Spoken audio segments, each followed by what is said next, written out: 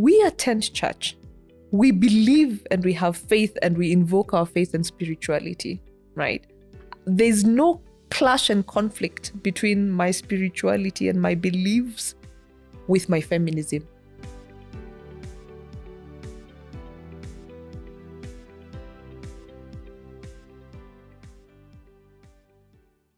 Hey everyone, this is Nyambura Mundia, the host of Swaiba Podcast.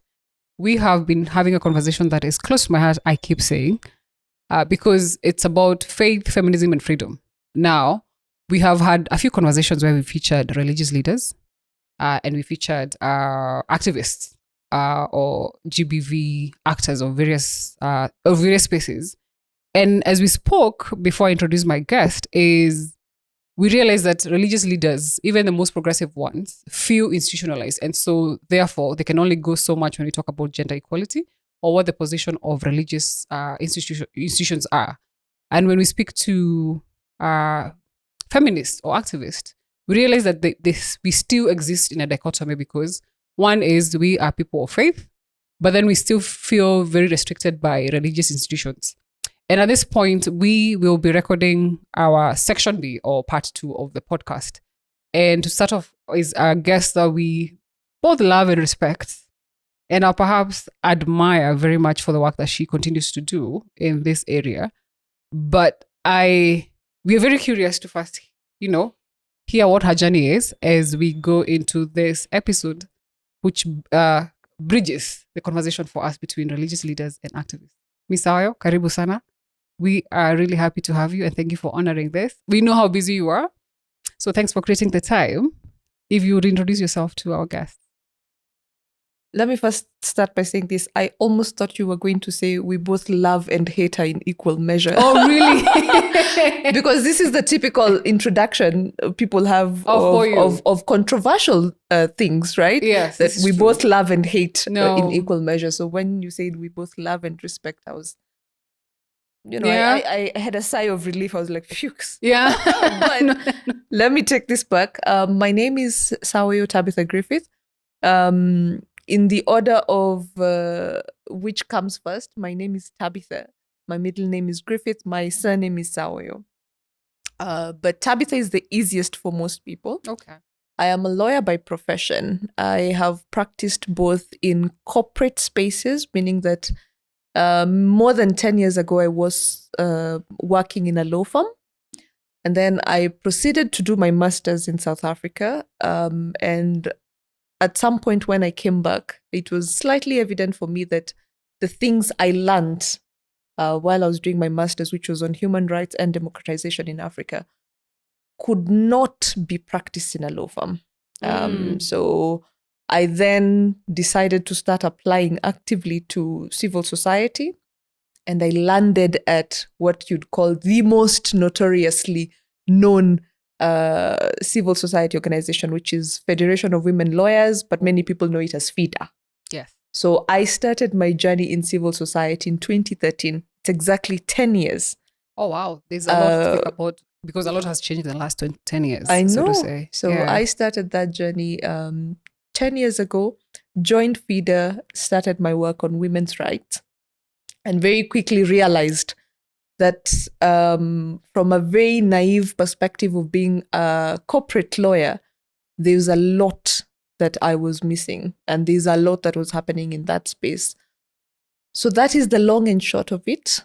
I then moved from FIDA, had a short stint with the United Nations Development Fund, UNDP. Mm-hmm. I consulted with them as their liaison consultant for the link between gender-based violence and HIV. And then shortly after that, moved to an award-winning NGO known as KELIN, which is the Kenya Legal and Ethical Issues Network on HIV and AIDS. And that was perhaps my last workstation in the civil society. I currently sit at the Amnesty International Kenya Board as a board member, but I also serve as part of the Emergency Medical Kenya Foundation Board. Wow. So this is still, I still have a leg, or is it a foot in civil society? The last year. So I guess the mix that I have now is that I started off with a wondering and curiosity around women's rights when I joined FIDA. Quickly realized that there's an intersection between not just, in this one woman, there is violence, there is HIV, there is discrimination, there's stigma, there's loss of property, there's need for help, there's need for safe motherhood in this one woman, right? So right now, I have been working very hard to make sure that the legal and policy frameworks in Kenya safeguard that one woman from everything, whether it is disinheritance, whether it is stigma, whether it is violence, whether it is taking back the power that she has or giving back that power to her. So this is where I am currently at in terms of my career journey. I actually do not know how to proceed, because I'm thinking, part of my mind is thinking, well, if this woman has how did she choose this path? If you had a taste of the corporate law and, good suits and perhaps, easy at times, and then you come to a world that is perhaps very hard to see when the needle moves or the envelope moves in terms of change. But I think you could answer that question, a bit of that question with telling me, how does your experience in staring at, the severity of how women are treated, or what women go through, the deprivation, the level of deprivation women go through, with your journey of faith, and is there any? My journey with faith. I am not born and Christian. At some point, I think when we were growing up, my mom identifies as a Protestant, specifically Presbyterian, right? Okay, that we share. Almost always, the children go to the church that their mother affiliates with, right? So I think we grew up going to church in PCA. Mm-hmm. At some point, we moved. My dad got a transfer. We moved to Machakos, the nearest church. So this now moves to proximity. Oh, in terms of physical distance, yes. Yes, it had nothing to do with faith, but everything to do with proximity to where we were living in Machakos was the Our Lady of Lourdes Catholic Church. And I started attending church there, as with my sisters, and we were of age. And by age, I mean we were of age to join catechism. So my elder sister joins the choir. I automatically join catechism. I'm Christianed, baptized, confirmed. Oh, wow. And I start taking sacramenti. And that is perhaps the quickest summary of where I am with my faith. I still go to Holy Trinity here. My daughter was baptized at Holy Trinity. So I am identified as Catholic. Yeah. However, I always insist and tell people that it's your faith is not just influenced by what you practice, it's also the people who surround you. This is right. True. And the irony is that my mom has remained Presbyterian, right? So she still serves faithfully and goes to PCA. My sisters digressed a little bit from what you'd call the bigger churches. So I have some going to smaller churches. Yeah. That I guess for them it was made by proximity to the distance where they live. My best friend is Muslim. Oh, wow. At some point, my daughter goes to school in an Indian school. So really, you have an interfaith outlook there's to an life. Interfaith into it. I do not have any Jehovah Witness in my circles, but I have at least experienced reading the pamphlets that they used to disseminate when we were kids, because it would come round, right? And for us, any reading material was, so long as it's free of charge, you would take it. This right? is true. Yeah, so that would be perhaps, I think that's the mix that I have in my family, but we don't see this as a difference in terms of those who practice Islam, those who are Protestants, those who still, like myself, go to Catholic Church. There is no, there's no sense that there's one church that is better than the other. Yeah. And I think most of the kids in my family, meaning my sisters, my nephews, my nieces, they're brought up in what you'd call Christian faith. Yeah. Right? But with the multiplicity of existence. There's no difference between the one who is going to Catholic church, as I saw when we were growing up. Because for us, it was always, oh, this one goes to this church. Oh, this one is an SDA, right? Oh, this one is for Salvation Army, right? And you could tell that there was belittling of certain churches. Yeah. And there was exhaustion of sorts. And also conspiracy theories, especially for Muslims, right? Oh, yeah. I grew up in a space where there weren't many Muslims.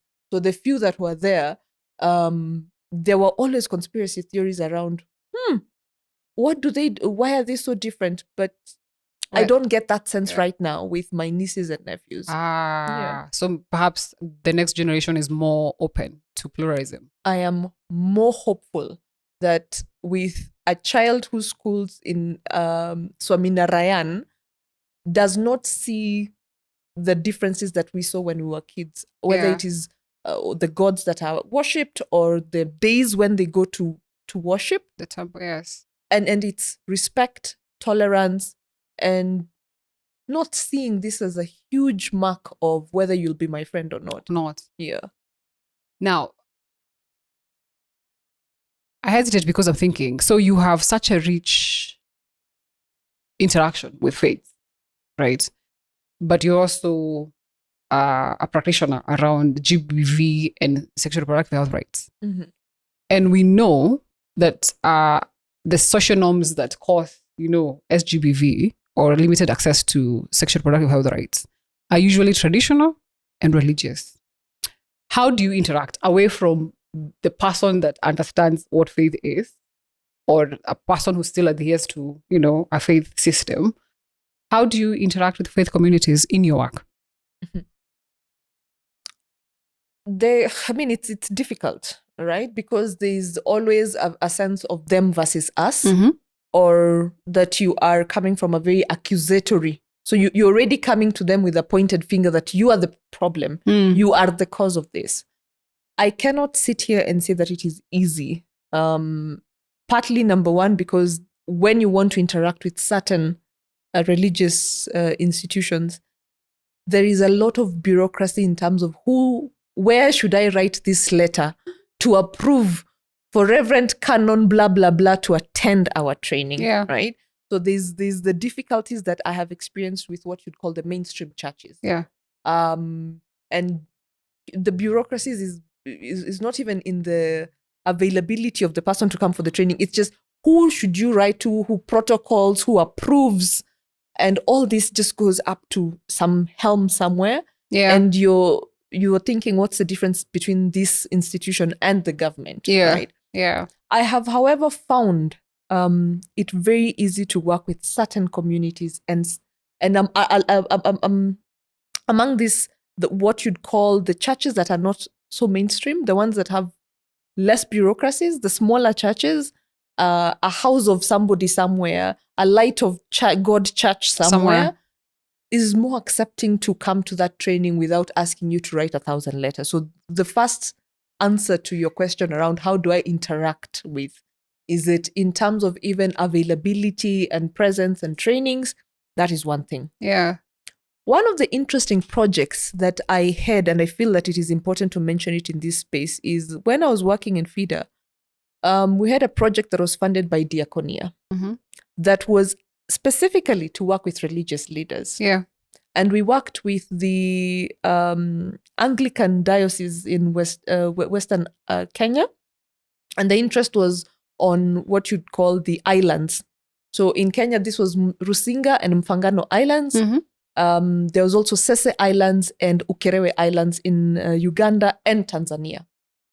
And the interesting thing is that, I guess because of the dire need of what was happening in those islands, the church itself, in fact, opened its doors and said, we want you to come, right? One quote that I have from a priest, and it stays in my head rent-free, was a priest who said, Tabitha, I am tired of being called by the community to go and bury these girls who are having unsafe abortions. Oh.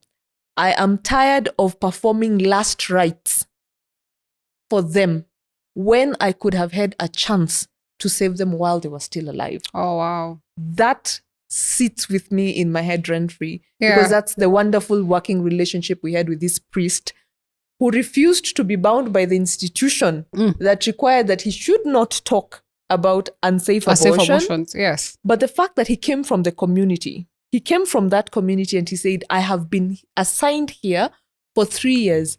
And for those 3 years that I have been here, I have performed last rites.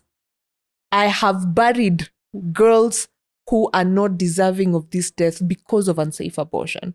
So he started actively talking about prevention, talking about the interconnectedness between sex, rape, silence, because that was happening a lot. Silence, yes. Yeah, that culture of silence. Yeah. So there's the bureaucracies.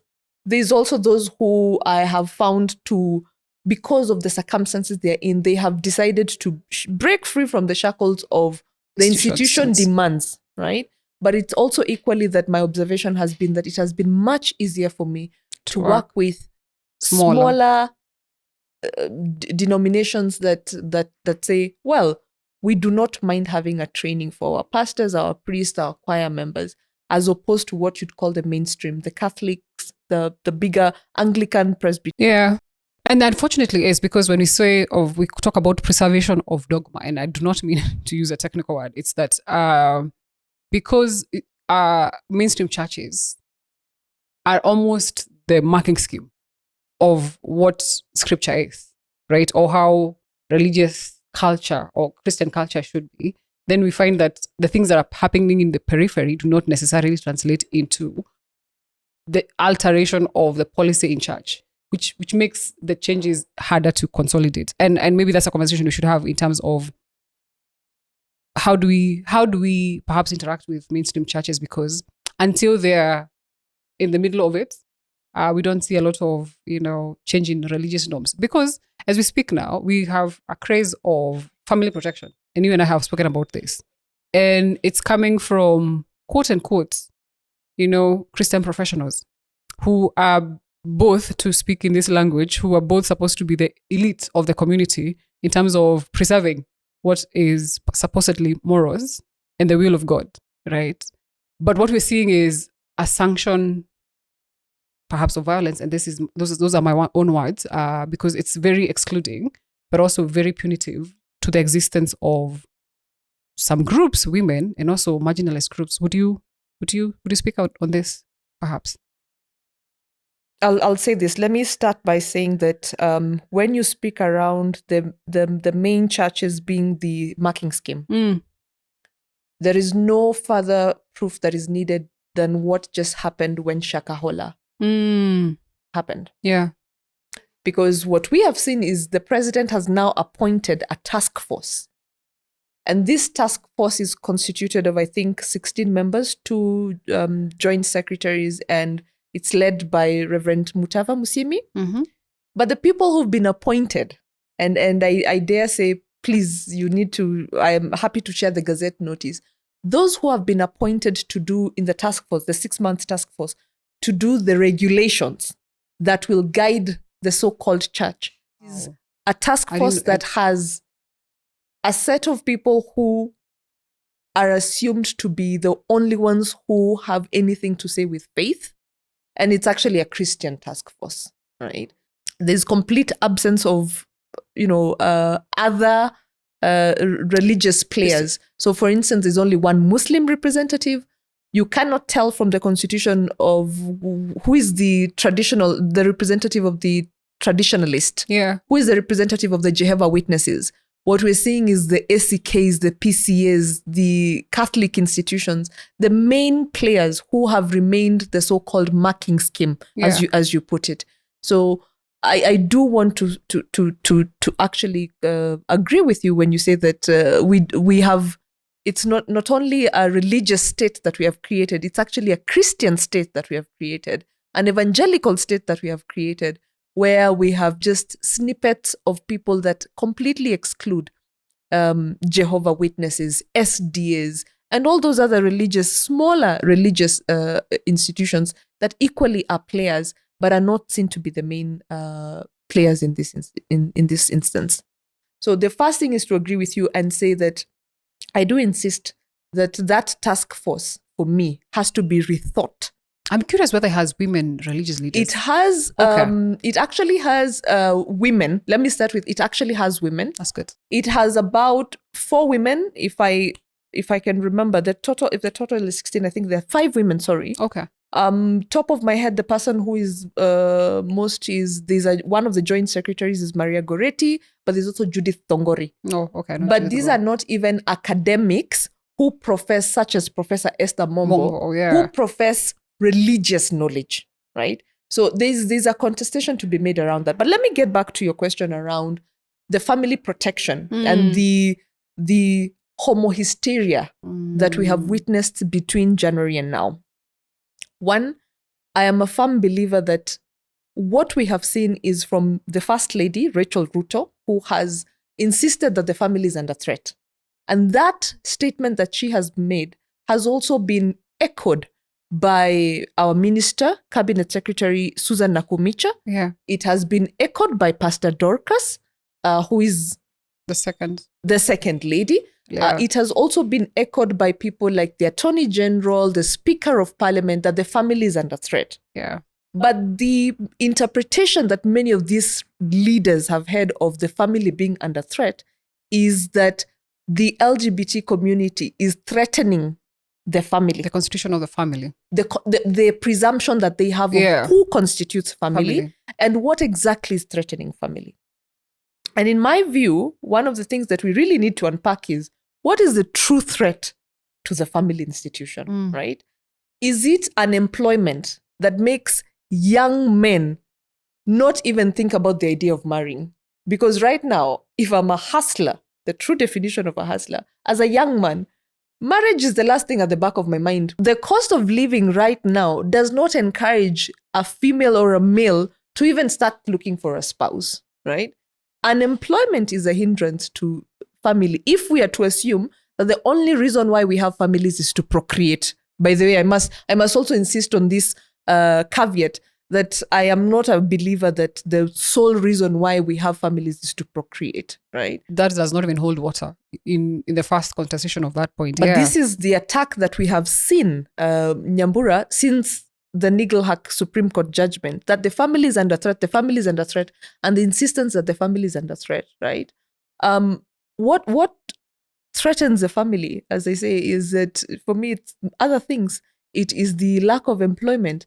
It is the policies that the government has just put in place right now, where we've shaken hands with Canada, we've shaken hands with Germany, we've shaken hands with Japan Prime Minister, and we have promised these prime ministers that we are going to amend our education systems to allow for many of our young people to immigrate, to go to Germany, to go to Canada. How is that not, when you separate people, when your circumstances force a young man to go look for work at UAE? For survival, not necessarily because they want anything else, but just because they have to provide for their family. When a government puts in place such policies of separating families, that's the true threat to families. But the long and short, because I could go and on what I think is the true threat to family, is that I find that in this space, when we talk about things like the Family Protection Bill, we are not truly, the truth is that we are not, it's a guise for other honest. things. Yeah. It is a guise for other things. Yeah. It is a guise to enforce a death penalty, where I still consistently struggle with the idea that a so-called Christian whose values should be preserving life should actually clamor for the death penalty for the LGBTQ. So what am I saying? The long and short of this is that I don't have solutions, I don't have answers, but I am struggling to understand Christianity from the current setup that we have of teachings of the Bible that taught me God loves us all, that I should be able to preserve and protect my neighbor. Yeah. I mean, the core of Christ is to create communities of compassion and care. And so when even for me, when you hear that even in terms of deterrence of whatever they think is this supposed to be, the punishment is death. I struggle to understand how that is in the same standing, is a Christian standing, right? And how it's accepted by masses. So for me, I think there is a gap, and just not a gap, but I think there is dishonesty. And unfortunately, it's being disguised as Christianity. And that perhaps makes it more repulsive for people who are affected, but also people who truly are looking into creating these communities. And it does, let me insist, for those of us who still attend church, make it a little bit unsexy and less appealing for me to go to church. I hear you. And I'm saying this as someone who has a deep Sunday routine that says I must go to church. But the moment when I see a church clamoring for the death penalty for a section of humans, it makes me question my loyalty. Is it to the humans who I truly believe are harming no one, and for whom I would lay my life as a Christian, right? It does something, and I think as a person of faith, I need to perhaps address the church and insist, as Rachel says, address the camera and say, it does something to make it less appealing for me to even want to take my children to a space where I do not know what their orientation will be. Yeah. I cannot foretell that they will choose that, it's not even a choice, that they would become LGBTQ. And how would I protect them when I continue pledging my own faith and pledging my every Sunday to an institution that is increasingly stepping on our necks, whether as women, whether as marginalized communities, whether as it's an institution of violence, right? It's an institution.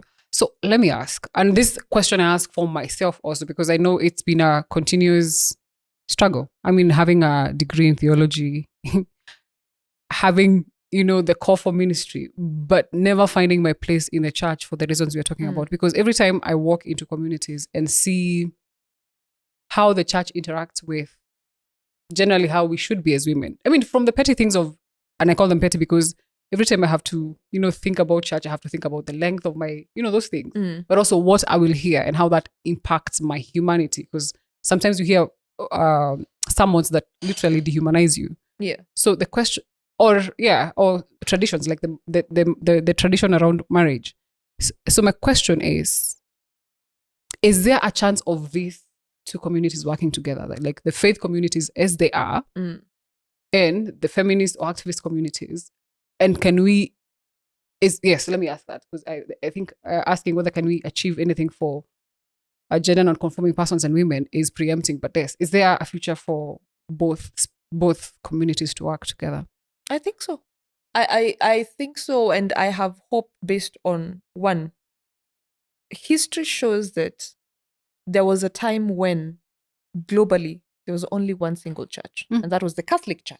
And then we saw a breakaway by the so-called Protestants. Martin Luther, yes. There was a time in this world where even in the Catholic Church, my Catholic Church, girls could not serve Mass. Today at Holy Trinity, we have girls serving Mass. Yeah. There was a time when women could not enter into the tabernacle because it was deemed that they were unholy at certain times of the month. Yeah. Right? We've read that in the history books. Yeah. And of less image from God. Yeah. Yes, right? Yeah. But we've also seen so much progress in terms of the place of the woman right now, in terms of, especially with the Protestant churches, hierarchy. We have women who are leading their own churches, right? It is no longer that the person at the helm of the church is Pastor X, Y, and Z, who is a man, and the only people who can serve, or rather the position that a woman can only serve, is the choir. The point I want to make is that I have not lost hope because I have seen change. I have seen spaces where someone has clamored.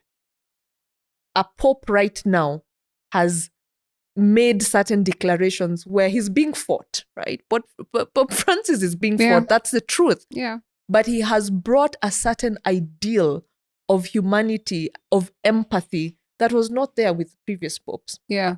So in answering your question around, is there hope for these two communities? Yes, there is. It is not necessarily that will be, we flip a switch and tomorrow morning we are besties with the church.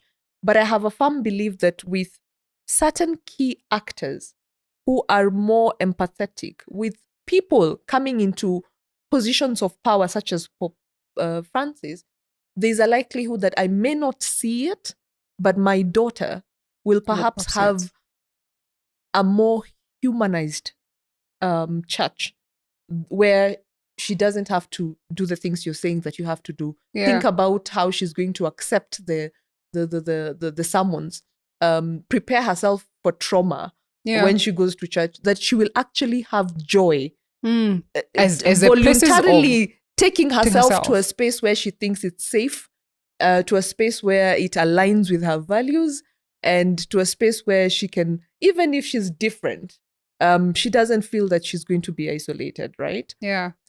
That hope for me is not just informed by these small changes that I've seen, but also what I'm seeing with who is taking on the church right now. There are certain changes that are coming as a result of either tragedy, and it's unfortunate that tragedy should inform change.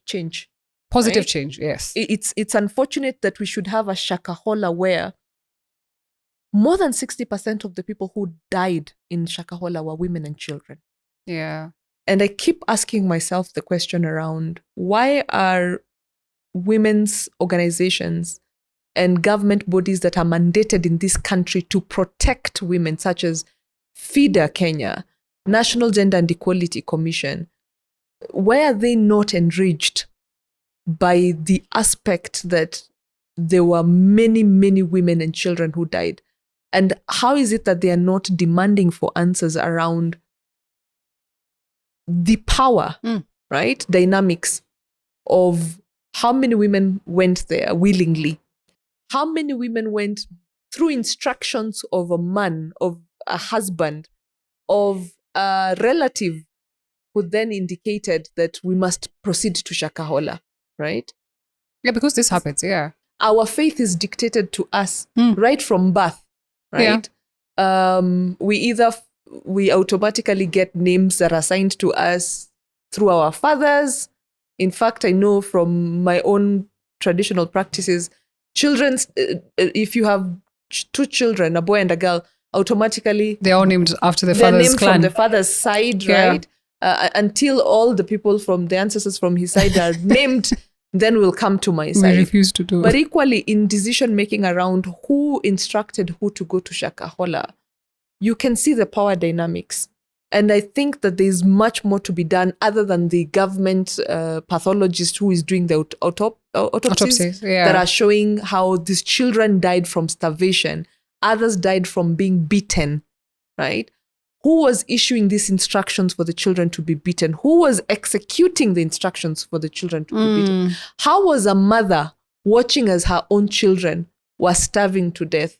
And yet we keep on insisting on things like maternal instinct, right? Yeah. It beats logic, but I really do think that even when we unpack this, and one of the things that Twitter has done, thank God for social media, is that people have also started sharing their stories, their Shakahola moments, where they have also indicated that this is not unique to Pastor Mackenzie. We have churches that have been cited for sexual assault. We have on Twitter, we have people who have come out and said that when I used to go for a youth camp, this was common, right? And I think this is the time for organizations that are meant to protect women to come out very clearly and demand not only for this legal and regulatory framework that has been set up, the task force that has been set up to regulate the church, but for us to start unpacking what exactly is happening in those choirs. Is there a choir master that is actually taking advantage of who gets to go for the competition in Tanzania? Yeah. Not because you're the one who sings the alto and soprano the best, but because of sexual favors. Or predatory behaviors. Yeah. Predatory behavior is there. Yeah. Power dynamics are there. I bet my SACCO savings that when we unpack Shakahola and the power dynamics, it will be truly that there are stories that will come out of that will be horrific around just how women who are pregnant, women who are carrying life in them, were told that they couldn't go to any antenatal clinics. If you've seen the reports, the women who have been interviewed as survivors have said, we were not to get any medical assistance. Yes. So there was, you either, God blessed you to an extent that you could have a natural birth. I wonder whether there's any woman from the Johansson or Door's pathologist report that will come out that will show miscarriages. I don't know whether the bodies are preserved in a state that they can tell stories of the deaths and the nature of the deaths of these women. But what the reports are showing right now is that for the women, it was not just death by starvation and suffocation. There was also uterine bleeding, either showing the presence of a woman who had just had a baby and she bled to death, lacked medical attention, etc. These are interesting things, but it has taken that tragedy for us to start a conversation around the place of the church here in Kenya, whether we should have regulations again for church, whether we should reignite conversations around registration again, right? I would not wish that the union of feminists and religion should be sparked by a tragedy. I would not wish that upon us. But what I have seen with either my ACK diocese in Western Kenya was that it was the tragedy of a girl who died from unsafe abortion that sparked this priest to say, I am tired of burying people. Yeah. It is a shakahola that has sparked us to say, maybe we need to rethink the registration of churches. Yeah. So my hope is that even if I am hopeful that this progress will come one day at a time, I sincerely hope that for the church, it will not be until all women have died from unsafe abortions that they will realize, well, we have no one to preach to. The congregation is dead. Yeah. Let us go and amend our ways. Yeah. That would be the only thing that I would say, that I sincerely hope that the church does not slumber too long to wait for another tragedy for them to come looking for the women and to come looking for the feminists. Part of me would want to end this conversation there because one, you used a very Christ-like phrase where you said that the church will not slumber. Because I mean, really, that is what we are, especially slumber around the issues of justice, you know? And I'm really tempted to end this conversation here, but I was going to ask, because it's such a, end of conversation and a good call to action. But I want to perhaps just extend that question. I mean, your line of thinking to ask specifically. The question was supposed to be, what would need to change for, in the faith institutions for your faith to be restored, and But I think I want to ask, what is, and you alluded to this specifically, what is the church missing when we talk about the plight of women and gender non-conforming persons? My assumption when we say what is the church missing is the mainstream churches, right? Because there are certain churches. There's actually a ministry in South Africa, IAM, which is inclusive and affirming ministries. Yeah, and we have one here. Yes, yeah. That has started doing the work. Yeah. We have fantastic people who are individuals, and I keep referring to her because she's at the top of my mind, the most brilliant person. Professor Esther Mombo, right? What the church is missing is acceptance of divergence in their voices, right? And what the church is also missing is the ability to make itself vulnerable and say we may not have all the answers, but we're willing to have. But we're willing to bring ourselves to the table and unclench this fist that we have. My sense has always been when I engage with the church, even in trainings, that there's a predetermined answer, it is cast in stone. This is our ways. We found it like that. We found the priest wearing purple robes, and I don't know what that thing is called, right? And we will keep it that way. Yeah. Despite the fact that you are in Mombasa, which is hot. I wanted to put some very decorations. You wanted to I wanted to decorate it with an F word, extremely hot. Yeah. Right? Yeah. But you must rob. You must do the sermons as was done. You must preach the same thing that is being preached elsewhere. Preached in Italy and Rome and wherever. Canterbury, right? Yeah. So all I feel is that we've not had creativity in the church. We've not had the ability to unclench our fists and say, you know what? I could be wrong, but let's try it. Our ways have been this way for over 100 years and it's not made a change. So why don't we try these crazy ideas that the feminists have? Are trying. Right? Yeah. Why don't we be more inclusive and just have a space for them? The church is rich. And by rich, I mean it is rich in resources financially, but the church is also rich in terms of the people who sit in the church. We have brilliant minds who come to church. And if they could just open themselves up to, say, let's open ourselves up to this conversation, see where it leads, right? Like a relationship, without saying, I know we're not going to end up in marriage. Open yourself up and say, let's have fun with this. Let's try the crazy ideas that the feminists have. Right? Yeah. Let's see if we advocate against unsafe abortion. Let's actually see if it will it lead to some different outcome. Right? Yeah. And preservation of life, so to say. I just have a sense that I have not felt the church until now, particularly for my church, the Catholic Church, and I keep referencing to it because my lived experience since my first Holy Communion has been through this institution, right? What would happen? What would be so dangerous if the priest in Mombasa just altered their garments just by one layer, right? What would happen, right? I feel like if we stopped this, but that's the way things are cast, they're always like that, we've never changed things. If we opened ourselves up as a church to just acceptance of a few wild ideas, and if they don't work, I promise you, we revert back to the 3 layers of robes. I think that's what we call appreciative inquiry. If it works, it works. You know, if it doesn't, if then it doesn't, we revert back, course correct. I guess what I'm saying is that I feel like that's what's missing in the church, and it will take what we call a madman, right, at the helm. It might actually take someone who, like Pope Francis, who says, you know what? Perhaps let's give communion, right? Yeah. Let's give communion to single mothers. We've not gone into an abyss of fire.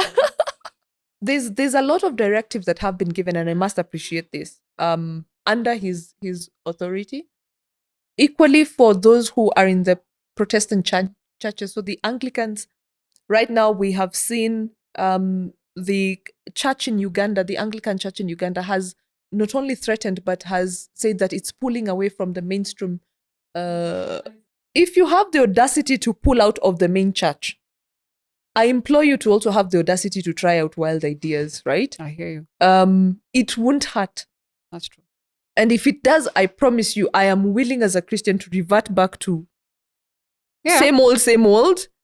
If the things that we want to try out to encourage more women to come to church, to encourage the single mothers to come to church, to encourage the marginalized and key populations to come to church, if it doesn't work, I am promising Pope Francis, we revert back to yours. But for now, we unclench that fist that has been held to a point where we have said, no, the position of the church has remained that this is a sin, this is against culture. And so you must be exempted. Yeah. I want to ask for your last words before we close. I am no longer sure whether this would be my closing words, but let me throw them. At some point, you might just discard them. I don't and end it at any other stage of any other stage of this conversation. There is, number one, in my view, an assumption, naive, false, wrong, that feminists like myself do not believe or attend church. We have constantly been demonized as being the Jezebel. Wow. And that scares me because you constantly do no attempt of understanding, altering that narrative as a church, right? The church has done nothing to welcome us lost flock, if at all we are lost. That demonization has had a place in how I have sometimes not found myself, going to church, especially during the constitutional and referendum processes, because I was almost sure I knew what the preachings would be. I hear you. That's the last time I think I went to church continuously. Yeah. Right? Yeah. And then I want to encourage this church by making these 3 statements. Number 1, the assumption that LGBTQ, single women, you've lumped us all into some basket of immorality. And you keep addressing those who come to church as if they're not the ones who actually are living these values out there.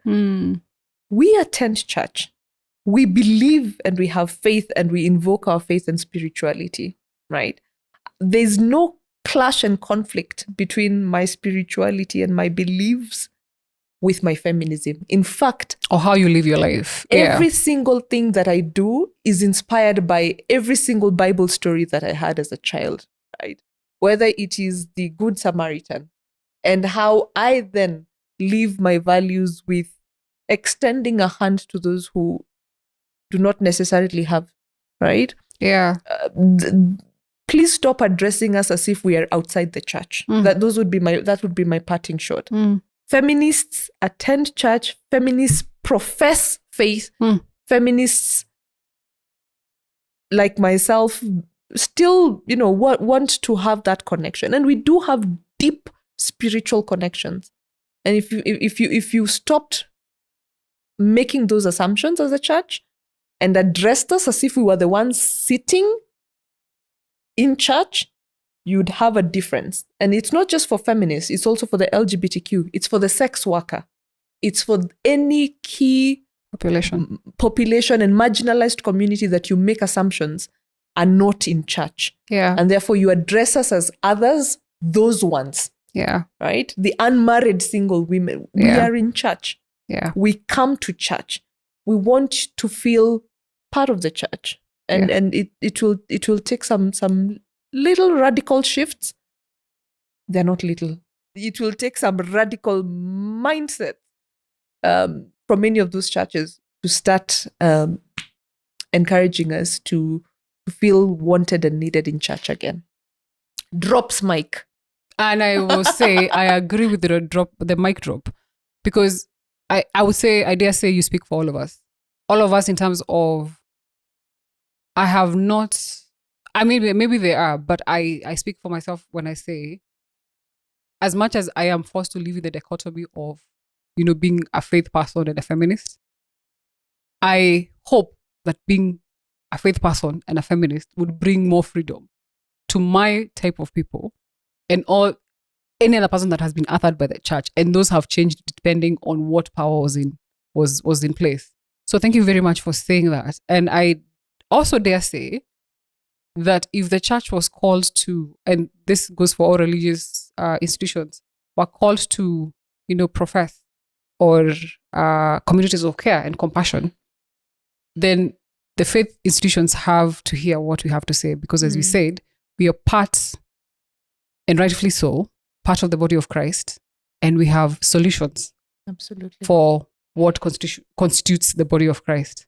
Thank you very much, Saoyo. I know you and I would go on and on, but this has been faith, feminism, and freedom. And this conversation has been truly about finding, is there common ground? And how do we move both faith actors, but also feminists and activists to actually find this common ground? Asanteni sana. Please share, subscribe. Keep questions coming, because I know this conversation touches our lives in more personal ways than we, care to admit publicly. So asanteni sana for being here. Bye. Thank you.